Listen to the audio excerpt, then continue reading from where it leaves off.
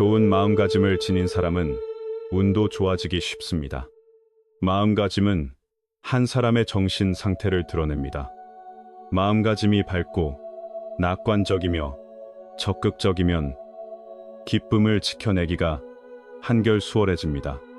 그러면 기운이 살아나고 좋은 흐름도 자연히 따라오곤 합니다. 핵심은 마음가짐이 운명의 흐름을 좌우한다는 점입니다. 일본의 교세라를 창립하고 크게 키운 기업가 이나모리 가즈오는 이런 말을 남겼습니다. 모든 형상은 마음에서 생긴다는 뜻입니다. 자신의 운명이 좋아진 것은 마음가짐이 바뀐 덕분이라고도 했습니다.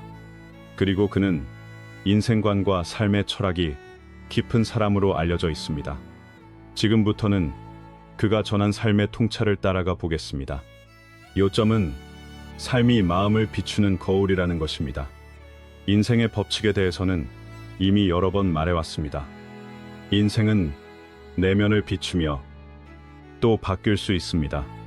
솔직히 말하면 내 삶은 실패와 실망이 이어진 시간의 연속이었습니다. 이런 법칙은 인생에서 처참한 실패를 반복해서 겪으며 얻은 결론이었습니다. 젊었을 때는 무엇을 해도 뜻대로 되지 않았고 꿈도 연이어 무너졌습니다. 정리하면 나는 늘 왜 이렇게 운이 없을까 늘 붙잡고 살았습니다. 그때 마음속에는 이런 질문이 가득했습니다. 왜 내 운은 이렇게 나쁜가? 왜 내 인생에는 불운이 이렇게 많은가 하는 생각입니다. 하늘이 나를 버린 것 같다는 마음까지 들었습니다. 그래서 분노가 쌓이고 원망이 쌓이고 세상을 탓하게 되었습니다. 그런데 그 실패가 반복되는 한가운데서 나는 조금씩 깨닫기 시작했습니다. 이 고통의 상당 부분이 내 성격과 마음에서 비롯되었고 결국 내가 불러온 것이라는 사실입니다.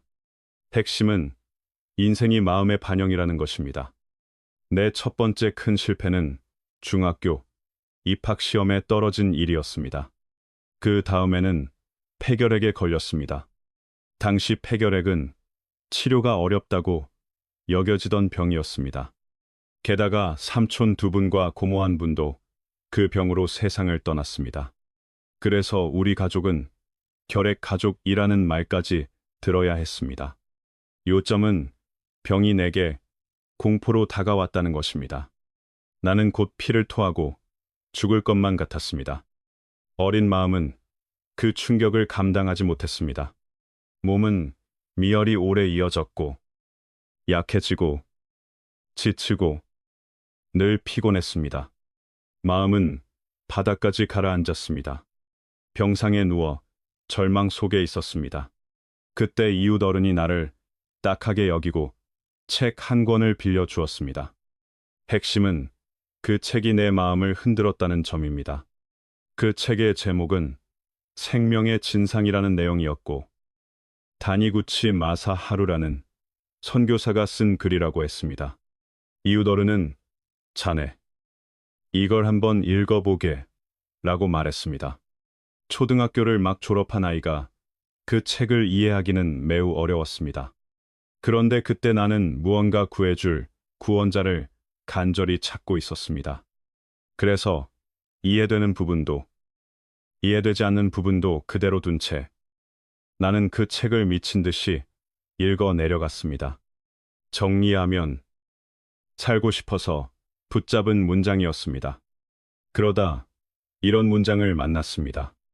우리 마음속에는 아주 강한 자석이 있어서 재앙과 화를 끌어당길 수 있다는 말이었습니다.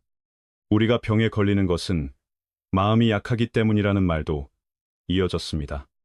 나는 그 문장의 한 글자, 한 글자에 눈을 고정했습니다. 다니구치는 이것을 마음의 형상, 마음의 상태, 마음의 모습이라고 표현했습니다. 요점은 삶에서 벌어지는 일이 마음이 끌어당긴 결과라는 주장입니다. 삶에서 일어나는 모든 일은 마음속 자석이 끌어온 것이라고 했습니다. 병도 예외가 아니라고 했습니다. 결국 모든 것은 내 인생의 빛은 마음의 모습일 뿐이라는 말이었습니다. 병도 마음의 반영이라는 말은 다소 냉정하게 들릴 수 있습니다. 그러나 그 말이 내 영혼을 강하게 흔들었습니다. 정리하면 나는 처음으로 원인은 밖이 아니라 안에 있다는 말을 들었습니다. 삼촌이 결핵에 걸려 집 한쪽에서 요양하던 때가 떠올랐습니다. 나는 전염이 무서워서 삼촌 방 앞을 지날 때마다 코를 손으로 막고 빠르게 달아났습니다. 그런데 아버지는 삼촌 곁에서 정성껏 돌보셨습니다. 형은 결핵균이 그렇게 쉽게 옮는 게 아니니 진정해라고 말했습니다. 결국 나만 내 몸만 생각했던 것입니다. 핵심은 내 안의 회피와 두려움이 깊었다는 점입니다. 가족이 아픈데도 나는 특히 예민하게 피했고, 멀리했고, 전염을 겁냈습니다. 그래서 하늘이 나를 벌한 것이라고 생각했습니다. 아버지와 형은 멀쩡한데 나만 병에 걸렸으니 말입니다. 나는 깨달았습니다. 마음속에 피하고 싶다. 옮을까 무섭다는 생각이 있었고 그 두려움이 끝내 병을 불러온 것 같았습니다. 두려워했기 때문에 그 두려움을 내 몸에 붙여버렸던 것입니다. 요점은 작은 부정이 큰 부정을 부를 수 있다는 깨달음입니다. 이 고통은 나를 깨어나게 했습니다. 마음의 모습이 곧 진짜 나라는 사실을 말입니다. 어린 나는 다니구치의 말에 크게 흔들렸습니다. 나는 내 행동을 진지하게 돌아보았습니다. 그리고 마음속으로 다짐했습니다. 앞으로는 가능한 한 좋은 것을 생각하겠다고 말입니다. 정리하면 그때 나는 마음을 고치면 삶이 달라질 수 있다고 믿기 시작했습니다. 하지만 슬프게도 마음의 모습, 마음가짐은 쉽게 바뀌지 않았습니다. 그래서 내 인생은 여전히 굴곡과 험난함을 이어갔습니다. 마음이 형상을 만들고 마음가짐이 운명을 좌우한다는 말은 옳았습니다. 다행히도 나는 폐결핵에서 완치되어 다시 학교로 돌아갈 수 있었습니다. 그러나 실패는 마치 인연처럼 계속 나를 찾아왔습니다. 요점은 병은 나았지만 길은 험했다는 것입니다. 국립급 좋은 대학에 들어가고 싶었지만 뜻대로 되지 않았고 결국 지방대학에 진학했습니다. 대학 성적은 좋은 편이었습니다. 그런데 내가 졸업할 무렵에는 한국 전쟁이 끝난 뒤 경기 침체가 심했습니다. 나는 기댈 곳도 도와줄 사람도 없었고 취직도 되지 않았습니다. 새로 졸업한 우리 같은 학생은 면접 기회조차 얻지 못할 때가 있었습니다. 정리하면 나는 세상과 운명을 원망하기 시작했습니다. 사회가 불공평하다고 저주했고 무력한 운명에 낙담했습니다. 내 팔자는 왜 이렇게 괴로운가라는 말이 입에 붙었습니다. 심지어 복권을 사도 내 앞번호, 뒷번호는 다 당첨인데 내 번호만 안 될 것이라는 생각까지 했습니다. 아무리 노력해도 소용없다는 마음이 점점 강해졌습니다. 마음의 방향이 점점 나빠지고 있었습니다. 핵심은 마음이 무너지면 길도 무너진다는 점입니다. 나는 예전에 가라테를 배워 조금 기술이 있었기에 차라리 폭력 조직에 들어갈까 하는 생각까지 했습니다. 가고시마 시내 번화한 상업지구에 있던 조직 근처를 여러 번 서성였습니다. 그러다 결국 대학 교수님의 도움으로 교토의 고압 절연체를 만드는 회사에 취직했습니다. 그런데 일해보니 그 회사는 이미 크게 썩어 있었고 파산 직전이었습니다. 월급은 자주 밀렸고 경영진은 서로 싸우고 있었습니다. 정리하면 겨우 잡은 자리마저 흔들렸습니다. 함께 입사한 몇몇 동기들은 만나기만 하면 불평했고 그만두자고 의논했습니다. 얼마 지나지 않아 그들은 새 직장을 찾았고 하나둘 회사를 떠났습니다. 결국 신입 중에 남은 사람은 나 하나뿐이었습니다. 인간은 참 이상합니다. 막다른 곳에 몰리고 앞뒤가 막히면 마음이 뒤집힐 때가 있습니다. 나도 그랬습니다. 핵심은 궁지에서 마음이 180도 바뀌었다는 점입니다. 원망만 해봐야 얻는 게 없다고 생각했습니다. 차라리 모든 힘을 일에 쏟고 연구에 온 마음을 두자고 마음먹었습니다. 그래서 냄비와 대야와 통까지 실험 도구로 끌어다 쓰며 매일 실험에 몰두했습니다. 마음가짐이 바뀌자 성과도 조금씩 나타나기 시작했습니다.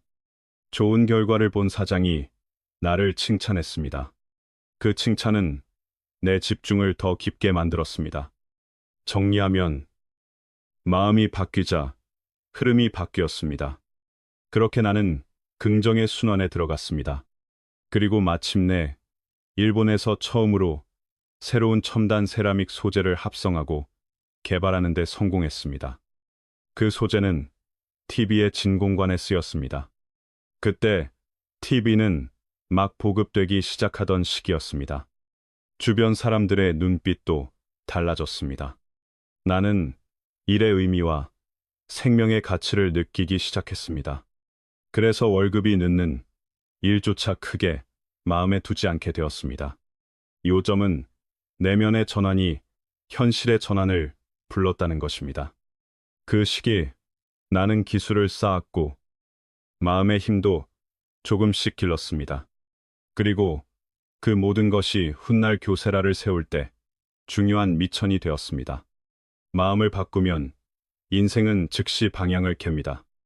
악순환은 멈추고 선순환이 시작됩니다. 이 경험을 통해 나는 한 가지 진리를 이해했습니다. 내게 일어나는 모든 일은 결국 내 마음이 만들어낸다는 사실입니다. 정리하면 운명은 마음을 따라 움직입니다. 이것은 매우 근본적인 원리라고 나는 믿게 되었습니다. 수많은 실패와 어려움을 지나며 나는 삶 전체를 관통하는 진리를 분명히 보았습니다. 그 진리는 내 마음 깊은 곳에 새겨졌습니다. 삶의 굴곡을 겪으며 나는 운명이 결국 내가 만든 것임을 알았습니다. 똑똑하든 아니든, 행복이든 불행이든, 실패든 성공이든 예외가 없었습니다. 모두 내 마음에서 자라난 열매였습니다. 핵심은 내가 뿌린 씨앗이 내가 거둔다는 점입니다. 물론 인생에는 이미 정해진 것처럼 보이는 부분도 있습니다. 하지만 그것이 절대로 바꿀 수 없다는 뜻은 아닙니다. 운명은 마음의 성질이 바뀌는 만큼 함께 바뀔 수 있습니다.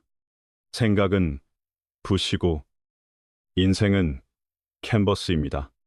사람마다 붓질이 다르니 각자의 인생 그림도 달라집니다. 마음에서 형상이 생긴다는 말처럼 마음가짐을 바꾸면 삶의 색도 더 밝고 선명해질 수 있습니다. 요점은 운명을 바꾸는 첫 손잡이가 마음가짐이라는 것입니다. 사람의 성장은 3번의 깨어남에서 시작된다고 합니다. 깨달음이 빠를수록 성공도 많아진다고 말합니다. 첫 번째는 고정된 사고에서 성장하는 사고로 옮겨가는 것입니다. 스탠퍼드 대학교의 심리학자 캐럴 드램은 사람의 사고방식을 2가지로 나누었습니다. 고정형 사고와 성장형 사고입니다. 고정형 사고를 지닌 사람은 실패를 만나면 움츠러들고 앞으로 나아가지 못하기 쉽습니다. 반대로 성장형 사고를 지닌 사람은 태도가 적극적이고 문제가 생기면 자신을 돌아보며 쉽게 포기하지 않습니다. 핵심은 사고방식이 삶의 방향을 바꾼다는 점입니다. 고정형 사고에서 성장형 사고로 바뀌는 것은 인생의 첫 번째 깨어남이며 정신의 도약이라고 말합니다. 이나모리 가즈오가 막 졸업했을 때 그는 파산 직전에 도자기 회사에서 일했습니다. 회사의 경영진은 늘 한숨을 쉬며 자신이 운이 없다고 말하곤 했습니다. 고객이 불량품을 반품하면 고객이 요구가 지나치다고 탓했습니다. 새 재료 연구가 실패하면 연구가 너무 어렵다고 말했습니다. 동료들도 비슷했고 불평 속에서 하루하루를 보냈습니다. 정리하면 불평이 회사의 공기가 되어버린 것입니다. 이나몰이 가져오는 그 분위기에 깊이 영향을 받았습니다. 그는 집에 편지를 써서 자신의 괴로움을 털어놓기도 했습니다. 그런데 형에게 꾸중을 들었습니다. 불평만 하는 사람에게 무슨 미래가 있느냐는 말이었습니다. 그 말이 이나몰이 가조를 갑자기 깨우쳤습니다. 그는 더 이상 동료들과 불평하지 않았습니다. 대신 실험실로 들어갔습니다. 그리고 밤낮 없이 연구에 온 힘을 쏟았습니다. 핵심은 불평을 행동으로 바꾼 순간입니다. 수백 번 실패한 끝에 변화가 찾아왔습니다. 그는 마침내 새로운 소재 개발에 성공했습니다. 얼마 지나지 않아 고객들이 주문을 쏟아 넣었습니다. 그렇게 그는 위기의 회사를 살렸을 뿐 아니라 자신의 인생도 새로운 단계로 올려놓았습니다. 고정형 사고에서 벗어나 성장형 사고로 자신을 밀어 올리라는 메시지입니다. 나는 못해를, 나는 최선을 다해볼 거야 로 바꾸라는 말입니다. 나는 못해를, 나는 배울 수 있어 로 바꾸라는 말입니다. 요점은 용기 있게 시도하는 사람이 빨리 변한다는 것입니다. 두 번째 깨어남은 이기적 사고에서 이타적 사고로 옮겨가는 것입니다. 이나몰이 가져오는 27세까지 불운을 많이 겪었다고 합니다. 그런데 우주의 본질이 이타심에 있다는 것을 깨달은 뒤 운명의 톱니바퀴가 움직이기 시작했다고 합니다. 1973년 세계 최초의 석유 위기가 터졌습니다. 많은 일본 기업이 살아남기 위해 어쩔 수 없이 직원을 해고했습니다. 이나몰이 가즈오가 세운 교세라도 큰 영향을 받았습니다. 주문이 10분의 1로 급감했습니다. 정리하면 회사가 생존의 벼랑 앞에 섰던 것입니다. 그런데 이나몰이 가즈오는 단호히 말했습니다. 단 한 사람도 해고하지 않겠다고 말입니다. 시간제로 일하는 사람까지 포함해서 말입니다. 필요할 때는 사람을 찾고 필요 없으면 길에 내버리는 것이 과연 옳으냐고 그는 물었습니다. 그 기간에 그는 10분의 1만 일을 계속하게 했습니다. 나머지는 공부를 하게 하거나 청소를 하게 했습니다. 그러나 월급은 그대로 지급했습니다. 핵심은 사람을 지키겠다는 선택이었습니다. 직원들은 그의 마음에 감동했습니다. 그리고 회사가 위기를 넘을 수 있는 제안을 내놓기 시작했습니다. 결국 교세라는 어려움을 이겨냈을 뿐 아니라 다시 일어나 크게 성장했다고 합니다. 성공은 때로는 운이 좌우한다고 말합니다. 그러나 필연적으로는 틀이 좌우한다고도 말합니다. 이기적 사고에서 이타적 사고로 바뀌는 것은 인생의 두 번째 깨어남이며 삶의 틀이 바뀌는 일이라고 합니다. 정리하면 이타심이 운의 길을 넓힌다는 뜻입니다. 일이든 삶이든 다른 사람의 자리에 서서 돕고 이해하려 하면 마음이 훨씬 좋아진다고 합니다. 내가 남에게 비를 막아줄 우산을 들어줄 때 남도 내게 길을 열고 다리를 놓아준다고 말합니다. 이나몰이 가즈오의 말처럼 사람에게 이타심이 있고 선한 일을 하면 운명은 자연히 좋아질 수 있습니다. 남을 위하는 마음이 결국 나를 완성한다고도 말합니다. 핵심은 남을 살피는 마음이 나를 살린다는 점입니다. 여러분이 자신과 타인을 바라보는 법을 익히고 문제를 다른 사람의 시선에서 보기 시작하면 삶의 폭이 넓어집니다. 마음의 그림도 넓어집니다. 그러면 삶은 점점 더 매끄럽게 흘러가기 쉽습니다. 세 번째는 죄수의 사고에서 유연한 사고로 옮겨가는 것입니다. 한 이야기가 있습니다. 유토피아에 나온 이야기라고 합니다. 많은 죄수들이 동굴 안에 갇혀 벽에 비친 그림자만 바라봅니다. 그 그림자는 인위적으로 만들어진 것인데도 죄수들은 그것을 세상의 진짜 얼굴로 믿고 빠져듭니다. 핵심은 눈앞의 그림자가 진실처럼 보인다는 점입니다. 그러다 어느 날, 한 죄수가 동굴을 탈출합니다. 그는 바깥의 실제 세계를 보고 놀랍니다. 그리고 급히 돌아와 동료들에게 말합니다. 하지만 동료들은 믿지 않습니다. 오히려 그를 배신자로 여깁니다. 결국 죄수를 가두는 것은 동굴이 아니라 그의 마음속 보이지 않는 감옥이라는 말이 됩니다. 정리하면 진짜 감옥은 생각의 틀입니다. 삶에서 많은 사람이 문제를 만나면 막혀버립니다. 갈수록 정체되고 끝없는 골목으로 들어가기도 합니다. 그것은 생각이 죄수의 사고에 떨어지기 때문이라고 말합니다. 하지만 대부분의 일은 여러분이 생각하는 것만큼 나쁘지 않습니다. 눈앞의 높은 벽을 스스로 깨뜨려 보시기 바랍니다. 위기 속에는 방향 전환도 숨겨져 있습니다. 요점은 벽을 넘는 사람에게 길이 보인다는 것입니다. 1960년대 교세라의 경쟁자는 점점 늘었습니다. 이익은 점점 줄었습니다. 회사는 정체의 위기를 맞았습니다. 직원들은 더 많은 시장을 찾아다니며 기존 주문을 놓고 경쟁했습니다.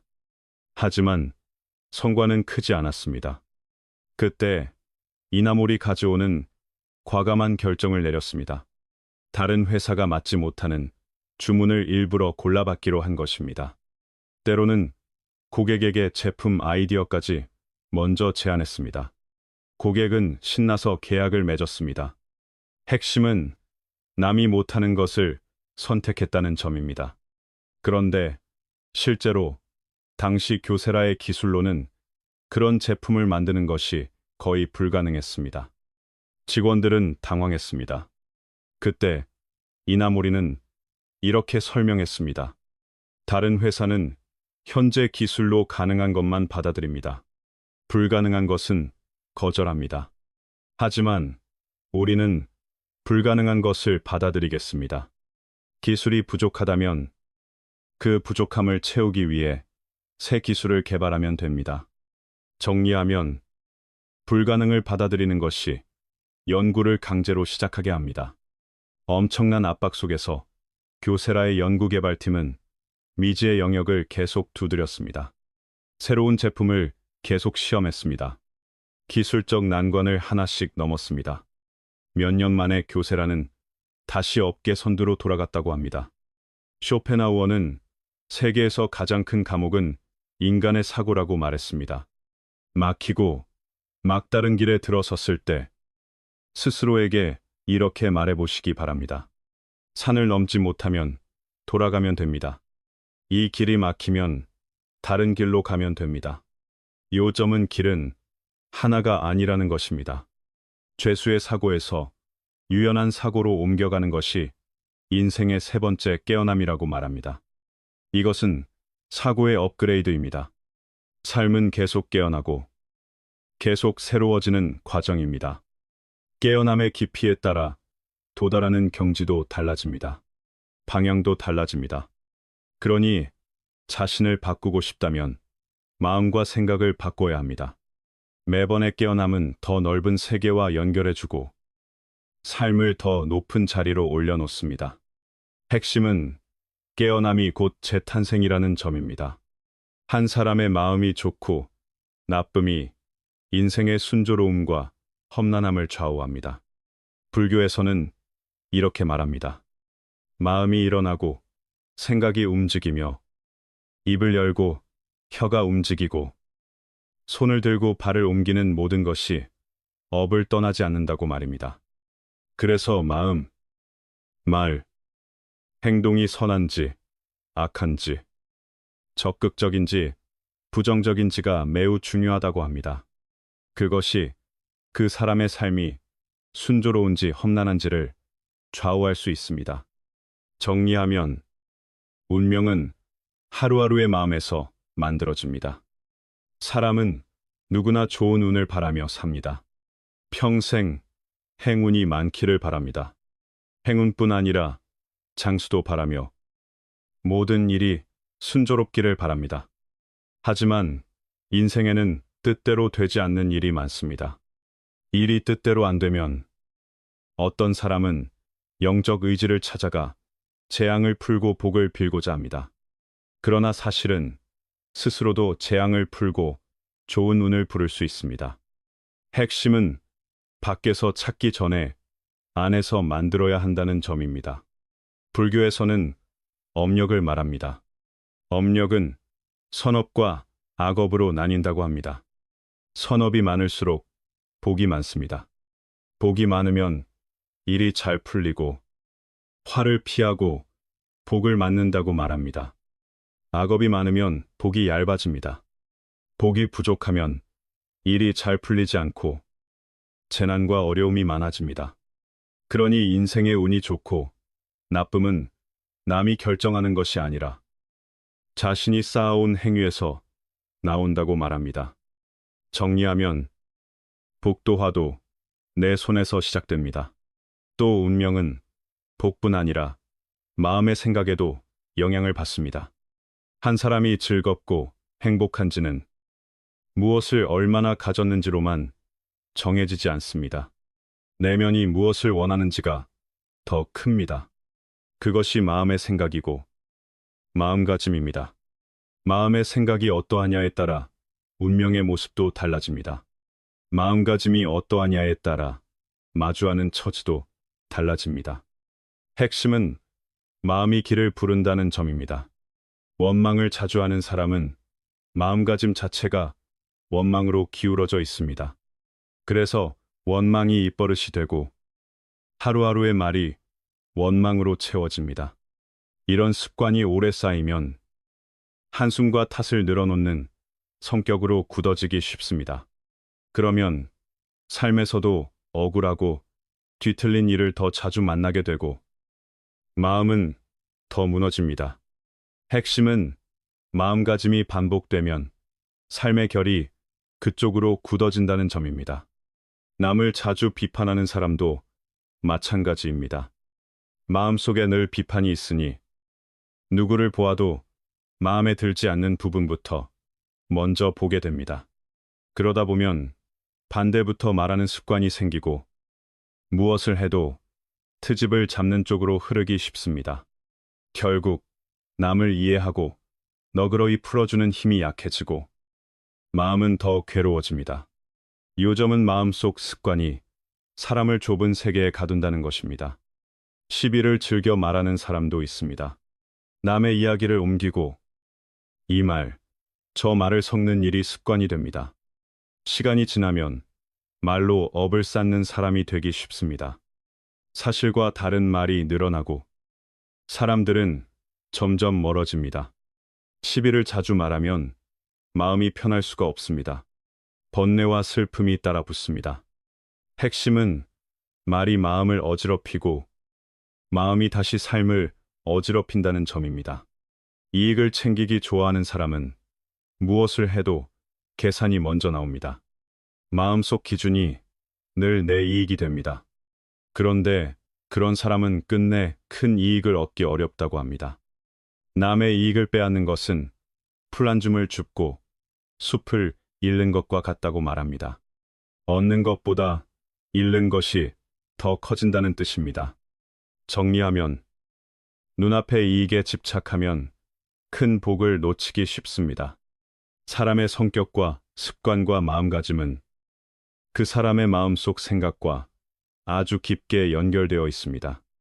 생각이 바뀌지 않으면 운명도 쉽게 바뀌지 않는다고 합니다. 이런 말도 있습니다. 인생 자체는 바꾸기 어렵지만 인생의 빛은 바꿀 수 있다는 말입니다.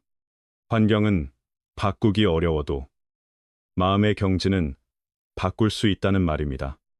핵심은 바꿀 수 없는 것을 붙잡기보다 바꿀 수 있는 마음을 먼저 바꾸라는 것입니다.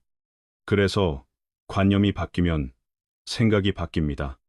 생각이 바뀌면 마음가짐이 달라집니다. 마음가짐이 달라지면 습관이 달라집니다. 습관이 달라지면 처신이 달라집니다. 처신이 달라지면 일의 흐름이 달라집니다. 결국 운명의 방향이 달라진다고 말합니다. 요점은 한 번의 전환이 아니라 단계적으로 삶 전체가 바뀐다는 것입니다. 업이 선을 향하면 인생은 밝아집니다. 업이 악을 향하면 인생은 근심으로 기웁니다. 선업은 선한 마음이 이끕니다.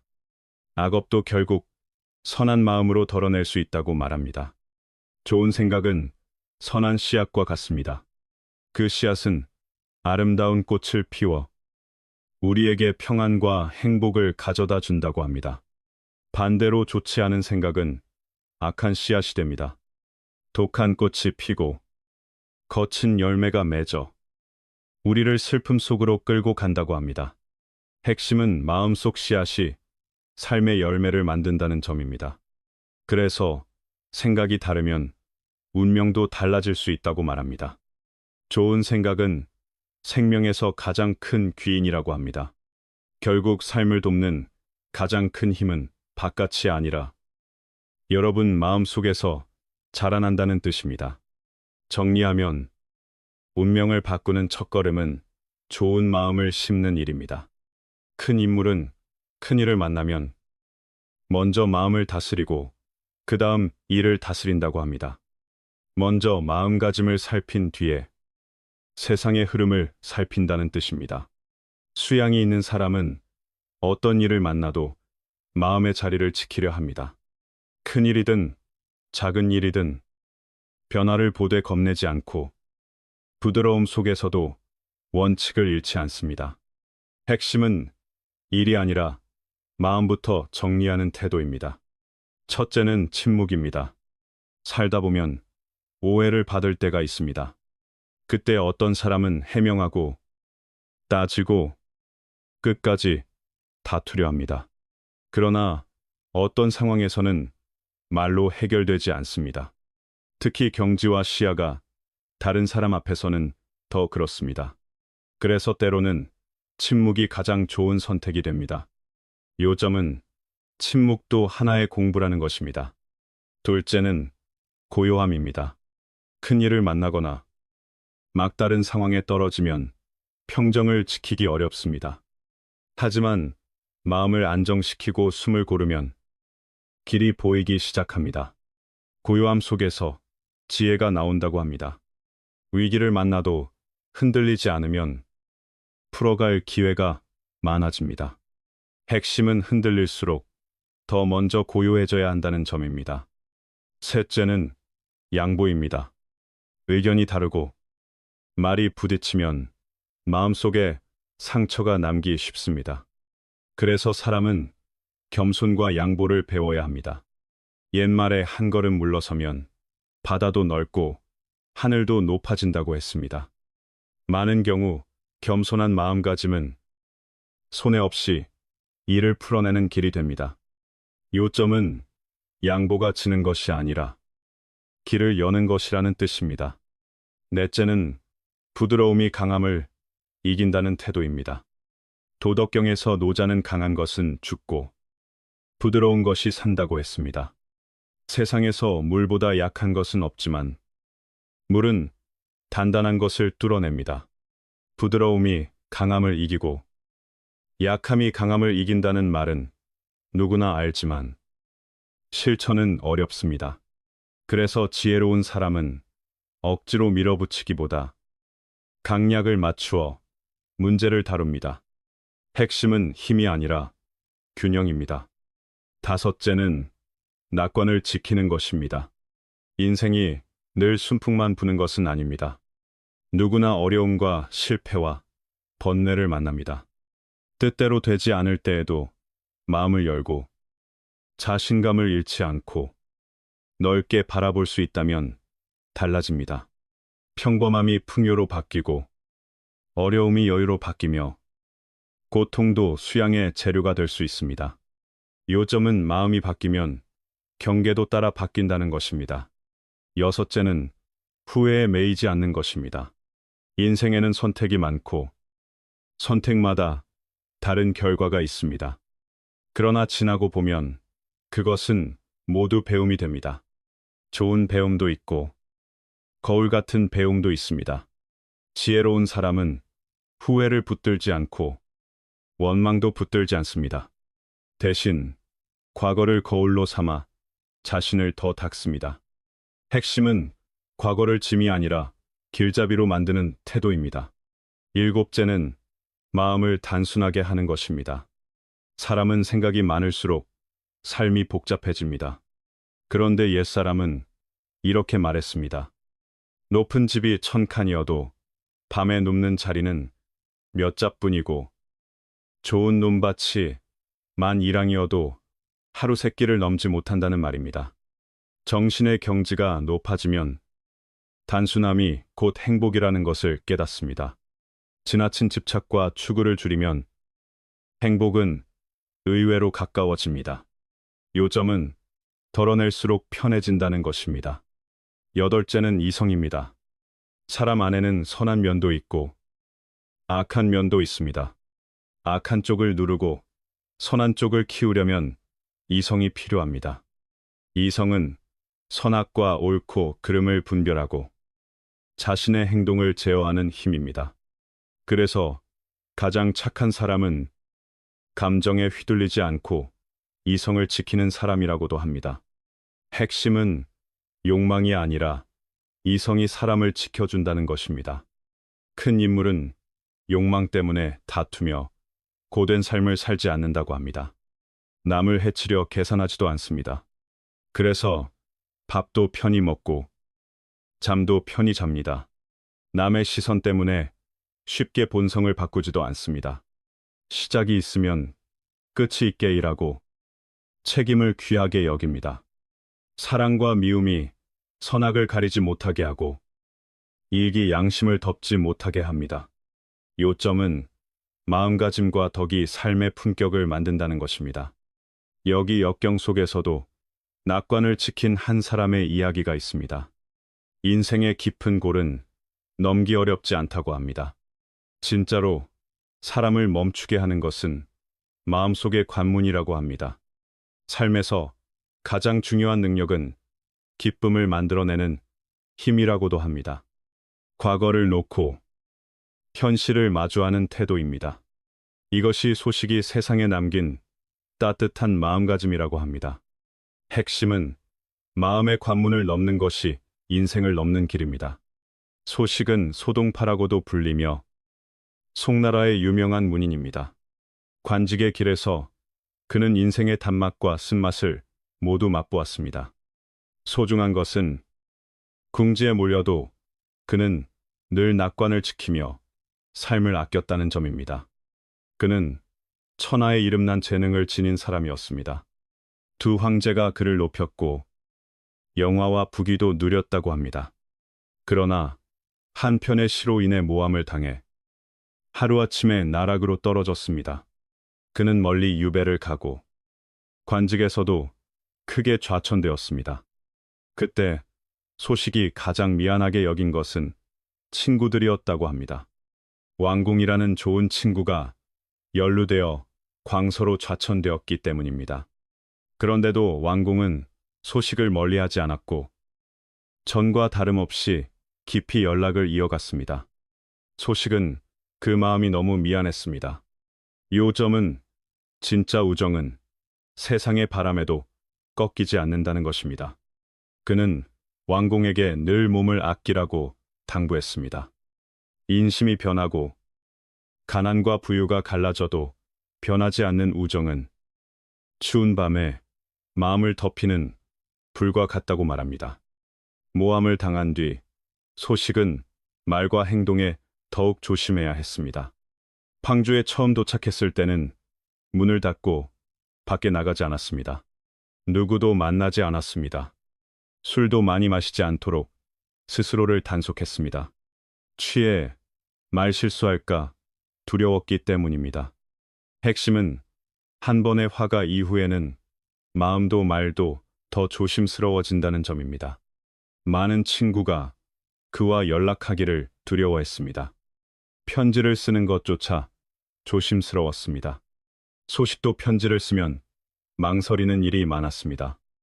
다 읽고 나면 태워버리고 남에게 보이지 말라고 당부하기도 했습니다. 그러나 소식은 오래 머물러 우울해하지 않았습니다. 그는 곧 스스로 즐거움을 찾는 방법을 생각해냈습니다. 정리하면 마음의 길을 스스로 열어낸 것입니다. 황주에 있을 때 그는 날마다 거친 옷을 입고 집신을 신고 산과 들 사이를 거닐었습니다. 들판에서 농부와 웃으며 이야기했습니다. 강가에서 뱃사공과 이야기했습니다. 산길에서 나무꾼과 이야기했습니다. 장터에서는 장사꾼들과도 스스럼 없이 말을 섞었습니다. 때로는 너무 한가해 보이면 강가로 혼자 나가 돌멩이 한 줌을 집어 물 위로 튕겼습니다. 물결이 번지는 모습을 바라보며 스스로 즐거움을 찾았습니다. 핵심은 즐거움을 밖에서 기다리지 않고 안에서 만들어냈다는 점입니다. 그는 친척에게 보낸 편지에서 이 즐거움의 묘미를 털어놓았습니다. 스스로 즐거움을 찾으면 세상 만사가 마음을 붙잡지 않는다고 말했습니다. 그 즐거움은 새 속의 흥청거림이 아니라 마음이 문득 아무것도 담지 않는 듯해지는 기쁨이라고 했습니다. 하늘과 땅, 산과 강, 풀과 나무, 벌레와 물고기까지도 즐거움을 준다고 했습니다. 이런 넓은 마음가짐이 그를 인생의 바닥으로 떨어지지 않게 했고, 오히려 여유롭고 자유롭게 살게 했습니다. 정리하면, 마음이 넓으면 처지가 좁아도 길이 생깁니다. 거센 물살에 돌이 닳아 모서리가 둥그러지듯, 삶도 그렇게 사람을 다듬습니다. 생명도 그 과정을 지나 더 원만해진다고 합니다. 덕이 있는 사람은 문학의 천재가 아니어도 그 인격이 오래 남는다고 합니다. 역경에서 가장 현실적인 문제는 경제입니다. 소식이 재난을 당하고 황주로 좌천되었을 때 집안은 가난에 떨어졌습니다. 소식은 자신이 50살 가까워서야 살림을 꾸리는 법을 알게 되었다고 털어놓기도 했습니다. 핵심은 바닥에서 생활의 지혜가 생긴다는 점입니다. 그는 아내와 함께 한 달 생활비를 정했습니다. 그것을 30등분하여 들보에 걸어두었습니다. 하루하루 그 몫만 쓰기 위해서였습니다. 그런데 삶이 어려울수록 작은 달콤함을 더해야 한다고 말합니다. 그래서 그는 그 시절에도 가족이 조금 더 잘 살 수 있도록 방법을 궁리했습니다. 직접 부엌에 들어가 상을 차렸고 가족에게 맛있는 한 끼를 마련해 주려 애썼습니다. 요점은 가난 속에서도 마음을 따뜻하게 했다는 것입니다. 황주에서 그는 소고기나 양고기를 살 돈이 없었습니다. 그런데 그 지역 사람들은 돼지고기를 좋아하지 않았고 돼지고기 값이 쌌습니다. 그는 돼지고기를 많이 사서 여러 번 조리하며 어떻게 하면 맛있게 만들 수 있는지 연구했습니다. 마침내 유명한 요리를 만들어냈습니다. 우리가 동파육이라고 부르는 음식입니다. 비결은 매우 단순하다고 합니다. 약한 불로 오래 끓이고 물은 조금만 넣으라는 것입니다.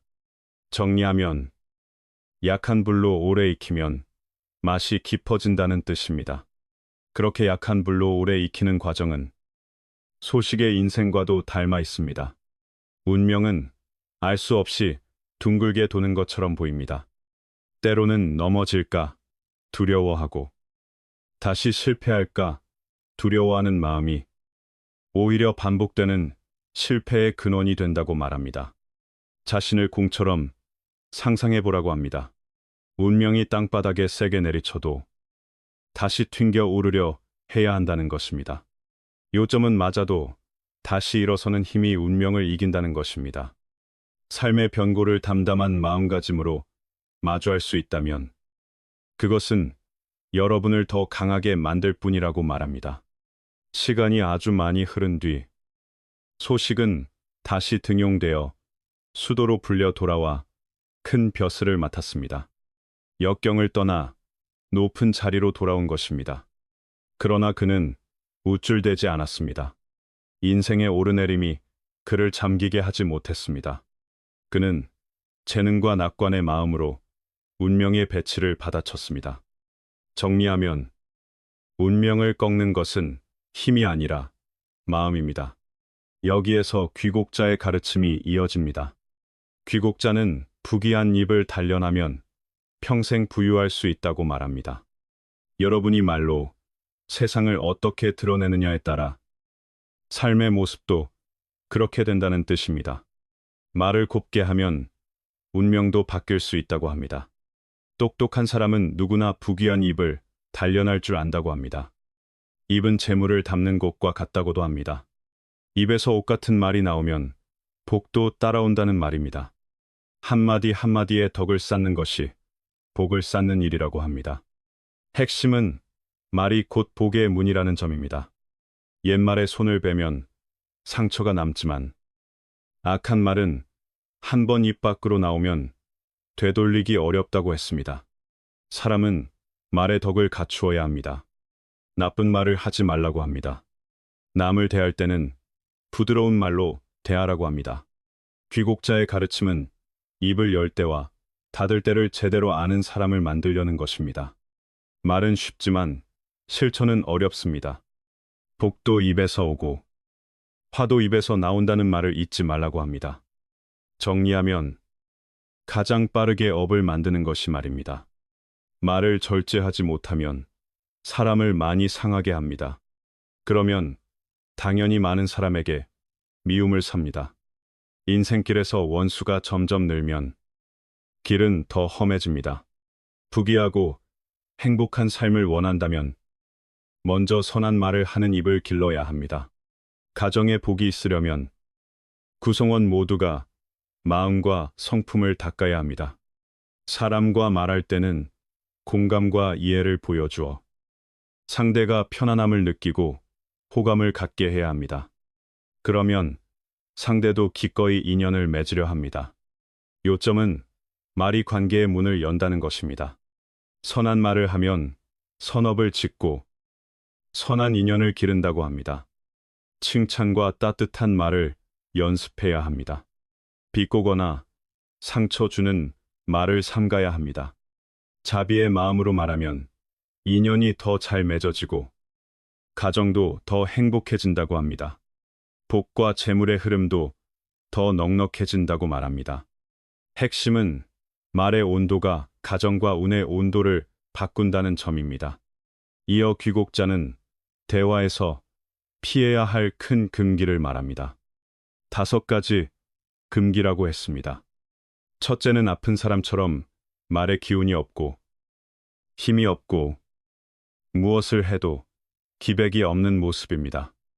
둘째는 늘 탄식하고 하소연하며 부정의 기운으로 가득한 모습입니다. 일이 생기면 해결책을 찾기보다 비관 속에 앉아있기 쉽습니다. 셋째는 지나치게 감정에 빠져 자기 세계에 갇히는 모습입니다. 남이 함께하기 어렵게 만들기도 합니다. 요점은 말의 기운이 사람을 끌어당기기도 하고 밀어내기도 한다는 것입니다. 넷째는 화를 내며 감정을 통제하지 못하는 모습입니다. 기쁨과 분노가 극단으로 치우쳐 과한 말을 내뱉기 쉽습니다. 다섯째는 지나치게 들떠서 현재를 잊고 행동이 거칠고 말이 경솔해지는 모습입니다. 그러면 남의 시기와 미움을 부를 수 있다고 합니다. 지나친 기쁨도 상처가 될 수 있다는 말이 이어집니다. 늘 한숨을 쉬고 비관만 하면 만족을 알기 어렵습니다. 그러면 복도 멀어진다고 합니다. 핵심은 지나침이 곧 화가 된다는 점입니다. 무엇이든 지나치지 않게 적당함을 지키라고 합니다. 부정 속에만 살면 앞으로의 날이 더 비참해진다고 말합니다. 가정이 흥하고 삶이 원만해지려면 지금 가진 것에 만족하는 법을 배워야 합니다. 그리고 말에서도 만족을 훈련해야 한다고 합니다. 하늘에는 폭풍이 있고 인생에는 재난이 있습니다. 부귀는 자신을 다스리는 사람에게 온다고 합니다. 차가운 머리로 사람과 일을 대하고 입에서 나오는 말로 복을 쌓으라고 합니다. 정리하면 절제된 말이 복을 부릅니다. 또 진심으로 말하고 남의 입장을 생각하라고 합니다. 대화의 예술을 잘 모르면 침묵이 금이라고도 합니다. 말을 잘못하면 화가 입에서 나기 때문입니다. 귀국자는 서로 다른 사람들과 말하는 방법도 많이 가르쳤다고 합니다. 지혜 있는 사람과는 지식을 써서 멀리 보며 말하라고 합니다. 부자와는 품위 있게, 겸손하게, 지나치지 않게, 영리하게 말하라고 합니다. 지위가 낮은 사람과는 조심스럽고 바르게 말하라고 합니다. 그들은 자존심이 예민할 수 있기 때문입니다. 핵심은 상대에 맞게 말의 결을 바꾸는 것입니다. 실수한 사람을 대할 때는 격려하여 자신감을 주고 다시 시작하게 하라고 합니다. 진심으로 말하고 상대의 자리에 서서 보라고 합니다. 진짜 부귀한 사람, 진짜 행복한 사람은 말을 곱게 하고 마음이 선하며 좋은 일을 하는 사람이라고 합니다. 요점은 말과 마음과 행동이 함께 운명을 만든다는 것입니다. 성공한 사람은 방법을 찾고 실패한 사람은 이유만 찾는다고 합니다. 성공하려면 반드시 방법이 필요합니다. 실패에도 분명 원인이 있습니다. 중요한 것은 그 과정에서 여러분이 배우고 성장할 수 있느냐는 것입니다. 다시 말해, 같은 상황에서도 태도가 길을 가릅니다. 첫째, 성공한 사람은 어려움과 장애를 기꺼이 마주합니다. 실패한 사람은 피하려고 합니다. 힘든 일과 시험 앞에서도 자신감과 적극성을 지키고 어려울수록 더 노력할 수 있다면 성공의 기회도 늘어납니다. 성공한 사람은 쉽게 포기하지 않습니다. 매번 스스로에게 나는 실패한 게 아니라 아직 성공하지 못했을 뿐이다 라고 말합니다. 요점은 끝이 아니라 과정으로 보는 마음입니다. 한 걸음에 성공할 수는 없습니다. 반드시 많은 가시밭길을 지나야 합니다. 어려움과 실망과 장애가 한꺼번에 쌓여 오더라도 낙심하지 말고 포기하지 말라고 합니다. 고개 숙여 패배를 받아들이지도 말라고 합니다. 앞에서 성공이 기다린다고 말합니다. 핵심은 버티는 힘이 결국 길을 연다는 점입니다. 둘째, 성공한 사람은 시간을 붙잡고 실패한 사람은 시간을 흘려보낸다고 합니다. 하루는 누구에게나 24시간뿐입니다. 그래서 시간을 효율적으로 쓰는 사람이 더 빨리 기회를 잡을 수 있다고 말합니다. 성공한 사람은 시간의 가치를 알기에 자신의 시간을 소중히 여깁니다. 결국 가장 값진 것은 시간이라는 사실을 알기 때문입니다. 정리하면 시간은 곧 인생의 자본입니다. 셋째, 성공한 사람은 멈추지 않고 배웁니다. 실패한 사람은 쉽게 포기합니다. 누구나 계속 배워야 합니다. 성공한 사람에게는 배울 만한 점이 늘 있다고 합니다. 어떤 경제학자는 성공의 비결은 따로 없고 노력과 준비에서 나온다고 말했습니다. 또 실패에서 배우는 것이 중요하다고 말합니다. 요점은 배우는 사람이 결국 앞서 간다는 것입니다. 넷째, 성공한 사람은 변화를 받아들이고 실패한 사람은 변화를 싫어한다고 합니다. 어떤 성인은 사람은 변화 자체를 싫어하기보다 변화당하는 것을 싫어한다고 말했습니다. 변화는 어렵습니다. 하지만 성공한 사람은 그 어려움을 받아들이고 때를 보고 스스로 바꿉니다. 그래서 변화가 그리 대단한 일이 아니게 됩니다. 핵심은 변화를 두려워하지 않는 사람이 기회를 얻는다는 점입니다. 다섯째, 성공한 사람은 긍정으로 생각하고 실패한 사람은 부정으로 생각하는 습관이 있다고 합니다. 모든 문제에는 여러 면이 있습니다. 어떤 각도로 보느냐에 따라 결과도 달라집니다. 같은 일을 긍정으로 바라보면 마음이 훨씬 가벼워집니다. 생각은 행동을 만들고 행동은 결과를 부른다고 말합니다. 정리하면 생각이 다르면 삶의 결말도 달라집니다. 여섯째, 성공한 사람은 부지런히 일하고 실패한 사람은 게으름에 기대기 쉽다고 합니다. 노력한다고 꼭 성공하는 것은 아닙니다. 그러나 노력하지 않으면 실패의 길만 남습니다. 가장 값진 것은 과정에서 얻는 경험과 땀과 눈물이라고 말합니다. 성공은 한 번의 행동이 아니라 긴 과정이며 한 가지 지속이라고 합니다. 요점은 꾸준함이 실력을 만든다는 것입니다. 일곱째, 성공한 사람은 방법을 찾고 실패한 사람은 핑계를 찾는다고 합니다. 성공한 사람은 역경 속에서 기회를 봅니다. 실패한 사람은 기회 속에서도 어려움만 본다고 합니다. 여러 번 실패를 겪은 뒤에야 성공의 길이 보이기도 합니다. 성공한 사람은 목표를 쉽게 버리지 않고 방법을 여러 번 바꿉니다. 실패한 사람은 방법은 바꾸지 않고 목표부터 바꾸기 쉽다고 합니다. 핵심은 목표는 지키고 길은 바꾸라는 뜻입니다. 이어서 덕을 기르고 재앙에서 멀어지는 세 가지를 말합니다. 당나라의 시인 장구령은 사람이 존귀한 이유는 명예와 예절에 있다고 말했습니다. 수양은 한 사람에게 가장 귀한 품격이라고도 말합니다. 그렇다면 어떻게 수양합니까? 책은담에는 이렇게 말합니다. 남의 작은 허물을 탓하지 말고 남의 사사로운 일을 들추지 말고 남의 죄를 오래 기억하지 말라고 합니다. 요점은 입과 마음을 다스리는 것이 덕을 기르는 길이라는 것입니다. 첫째는 남의 죄를 오래 붙잡지 않는 것입니다. 어떤 말이 있습니다. 어떤 사람을 제대로 알려면 그 사람이 남 앞에서 여러분을 어떻게 평가하는지 보라고 합니다. 늘 남을 헐뜯고 남의 과거 잘못을 되풀이하는 사람은 가까이 하기 어렵다고 합니다. 옛말에 기왕불구라는 말이 있습니다. 이미 지나간 일은 탓하지 않는다는 뜻입니다. 정리하면 지난 일을 들춰 상처를 투글 하지 말라는 가르침입니다.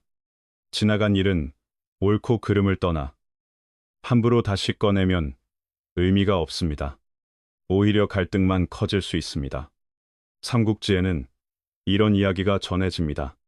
조조의 정부인은 높은 신분을 내세워 변 부인을 누르곤 했다고 합니다. 정 부인은 변 부인의 낮은 출신을 업신여기고 조금도 너그럽지 않았다고 합니다.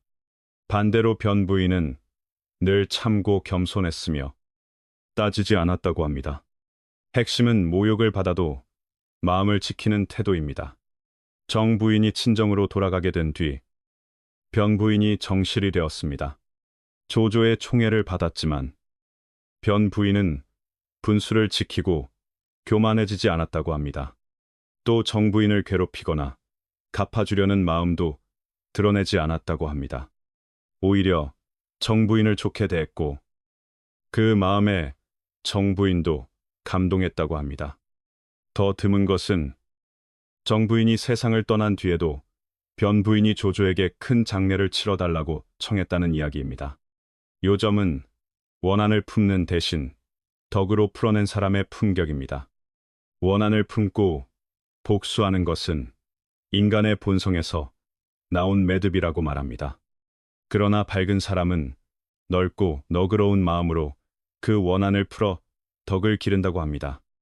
그렇게 하면 마음이 자유로워지고 사람들도 존경하게 됩니다. 결국 남의 죄를 오래 붙잡지 않는 것은 남을 위해서이기도 하지만 나를 살리는 길이기도 합니다. 다시 말해 마음의 짐을 내려놓는 일이 곧 복이 됩니다. 둘째는 남의 사사로운 일을 들추지 않는 것입니다. 사람으로서 가장 중요한 것은 입을 잘 지키는 일입니다. 아무 말이나 쉽게 내뱉으면 안 됩니다. 특히 남의 사적인 일을 여기저기 말하는 것은 더 조심해야 합니다. 북송 때 부필이라는 젊은 인물이 있었습니다. 재능이 뛰어나고 장래가 촉망되어 범중엄의 추천을 받았고 훗날 재상 자리까지 올랐다고 합니다.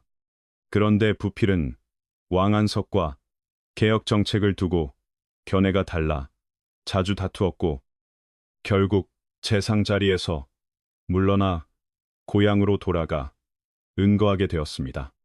요점은 뜻이 달라도 입으로 남을 해치지 않는 태도입니다. 그런데도 부필은 다른 사람들 앞에서 왕안석을 헐뜯는 말을 한 적이 없었다고 합니다. 늘 공정함을 지키려 했습니다. 또 자신의 기쁨과 분노를 함부로 드러내지 않았습니다. 이것이 바로 수구여병이라는 말로 전해지는 말과 입을 병처럼 단단히 지키는 태도입니다. 덕이 있는 사람은 말을 아끼고 속된 마음이 많을수록 말이 많아진다고도 합니다. 남이 맡긴 비밀을 지켜주는 사람은 신뢰를 얻고 그것이 곧 도덕을 귀하게 여기는 마음이 됩니다. 핵심은 입을 지키는 것이 곧 사람됨을 지키는 일이라는 점입니다. 인생에서 좋은 경지는 깊은 물이 흐르되 소리를 내지 않는 것과 같다고 합니다. 마음속에 많은 생각이 있어도 함부로 말하지 않는 것입니다. 자기 일을 잘하고 입을 잘 다스리는 것이야말로 평생의 어려운 수양 가운데 하나라고 합니다.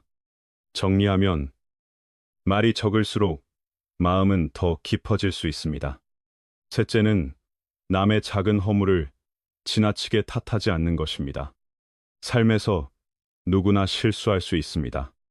때로는 남의 실수가 우리에게 상처를 주기도 합니다. 그러나 작은 일까지 따지고 계산하기 시작하면 갈등은 더 날카로워질 뿐입니다. 그리고 우리가 받는 상처도 더 커질 수 있습니다. 그래서 사람은 마음을 넓고 시원하게 가져야 한다고 합니다. 다른 사람이 무례한 말을 하거나 잘못된 행동을 하더라도 너무 마음에 담아두지 말라고 합니다.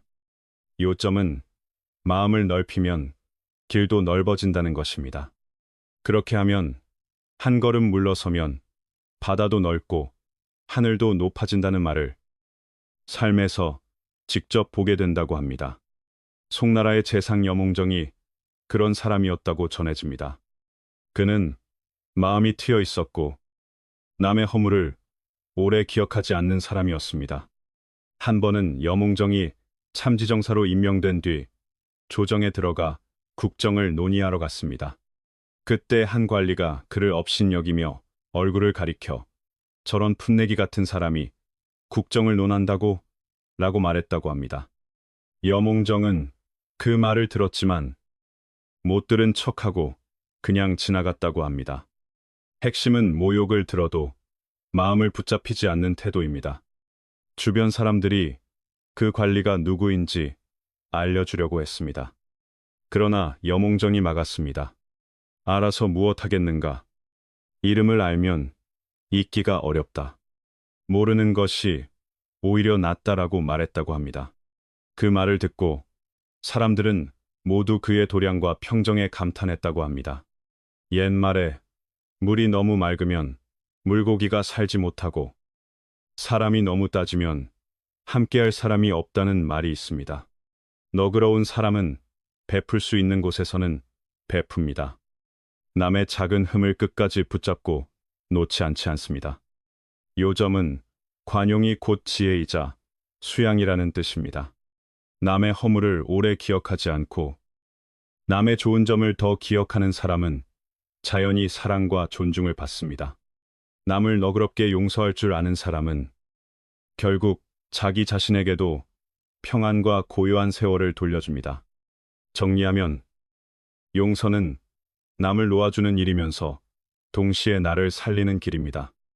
여러분, 오늘 내용이 도움이 되셨다면 좋아요를 눌러주시면 감사하겠습니다. 주변에도 함께 나눠주시면 도움이 됩니다. 앞으로도 삶의 철학과 인생의 배움, 그리고 가치 있는 이야기들을 계속 전해드리겠습니다. 좋은 가치를 함께 널리 나누어 삶이 더 의미 있고 더 행복해지기를 바랍니다. 다음 이야기에서도 다시 뵙겠습니다. 죄송하지만 지금 보신 부분은 이미 글의 마무리까지 나왔습니다. 원문도 마지막에 좋아요, 공유, 구독과 인사로 끝나 있기 때문에 더 이어서 번역할 내용이 남아있지 않습니다.